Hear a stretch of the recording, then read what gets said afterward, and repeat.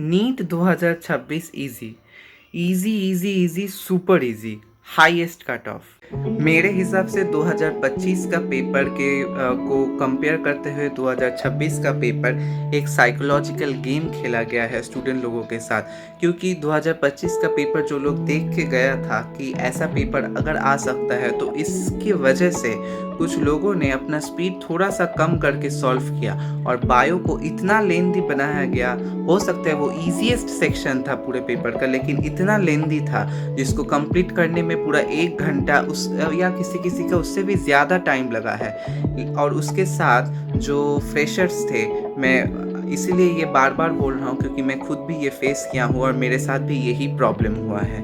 तो जो फ्रेशर्स हैं वो लोग मेरे बात से बहुत अच्छी तरह रिलेट कर पाएंगे। नीट 2026 बस उन लोगों के लिए इजी था जो लोगों का ये पहला ड्रॉप था या फिर वो लोग ड्रॉपर थे।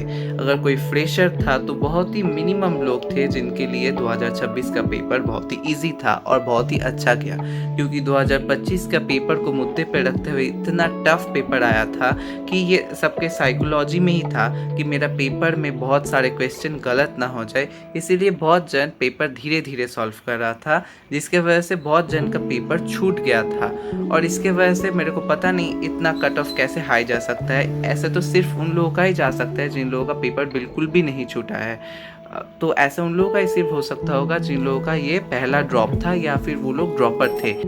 एक था पैनिक मूड, दूसरा था टाइम जा रहा था, तीसरा था जो बहुत सारा समय 15-20 मिनट करके जो इन्विजिलेटर लोग हम लोग का टाइम वेस्ट करता है, उसको देखते हुए कि हमारा इतना टाइम वेस्ट हो गया, फिर उससे भी एक पैनिक मूड बन जाता है। ये सब मिलके हम लोगों का स्पीड इतना स्लो हो गया, टेंशन में आके एक पैनिक मूड में आके स्लो हो गया, जिसकी वजह से हम बहुत जन का पेपर छूट गया। सो प्लीज़ इस र्यूमर्स में आके, ये ट्रेंड में आके अपने आप को छोटा मत कीजिए, अपने आप को छोटा मत समझिए कि मेरे से नहीं हो पाया, मैं फेलियर हूँ, मैं फेल कर गया वगैरह। कि पेपर सबसे ईजीएस्ट आया था, 2024 के तरह पेपर आया था, लेकिन फिर भी मेरे से नहीं हो पाया। तो इतना ईजीएस्ट पेपर में अगर मेरा नहीं हो पाया तो शायद मेरा कभी नहीं हो पाएगा, ये बिल्कुल भी मत सोचिएगा। हालांकि कुछ ऐसा बन गया था, ये एक साइकोलॉजिकल कुछ ऐसा गेम खेला गया था एनटीए के द्वारा।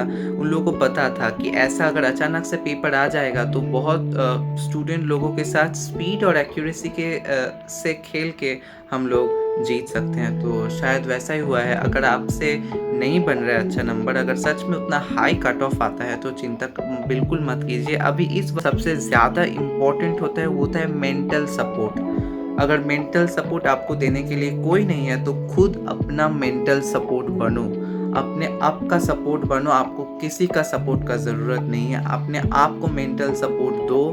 मुझ में पोटेंशियल है, मैं कर सकता हूँ, मैं कर लूँगा। ये जो अगर आपका हार हुआ है इस साल, अगर आपको लगता है कि मैं एक फेलियर हूँ, तो इस फेल से आप अपने आप को और ज़्यादा स्ट्रॉन्गर, इवन स्ट्रॉन्गेस्ट बना सकते हो और नेक्स्ट साल जी फाड़ के दिखा दीजिएगा कि आप क्या कर सकते। Please don't go by the harsh words of your parents, don't take it too deeply. अब कोई भी गलत डिसीजन मत लीजिएगा। दुखी, अब डिप्रेस्ड ज़रूर है, मैं भी था, लेकिन मैं अपने आप को संभाल के मेरे को आगे तो सबको बढ़ना है भाई। देखिए, सबको आगे जाना है और उसके लिए मेंटल सपोर्ट बहुत ज़रूरी होता है। डिप्रेस्ड तब हो सकते हैं, लेकिन डिप्रेशन से कैसे बाहर आके फाइट करके जीत के दिखा देना है सबको, ये भी आपको खुद ही डिसाइड करना होगा। क्योंकि इस दुनिया में कोई नहीं है जो आपको मेंटल सपोर्ट देगा दोस्तों।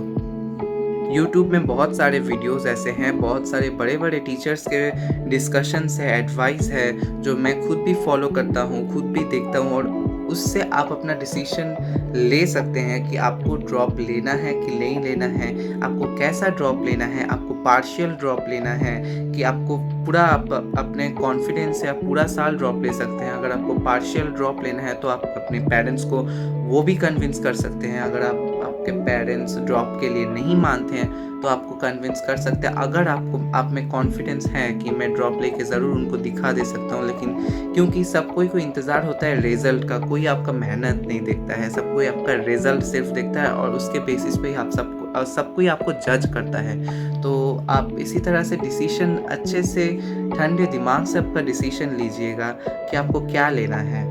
अगर आपके पेरेंट्स नाराज़ हैं दोस्तों तो उनको समझाइए आपके इस साल का हार का, आपके फेलियर का रीज़न्स क्या हैं। अगर वो रीज़न्स वैलिड हैं, अगर वो रीज़न्स जस्टिफाइड हैं, अगर आपने मेहनत किया था लेकिन फिर भी किसी रीज़न से, हो सकता है वो सिचुएशंस हो सकता है वो कोई ऐसे सर्कमस्टेंसेस हो जिसकी वजह से आपका सिलेक्शन नहीं हो पाया, तो वो आप खुल के आपके पेरेंट्स के साथ डिस्कस कीजिए, वो ज़रूर समझेंगे। बस आपका पॉइंट जस्टिफाइड होना चाहिए, आपका पॉइंट वैलिड होना चाहिए, तभी वो लोग मान सकते हैं और आप अपने खुद पे सेल्फ कॉन्फिडेंस रख के आगे बढ़ जाइए।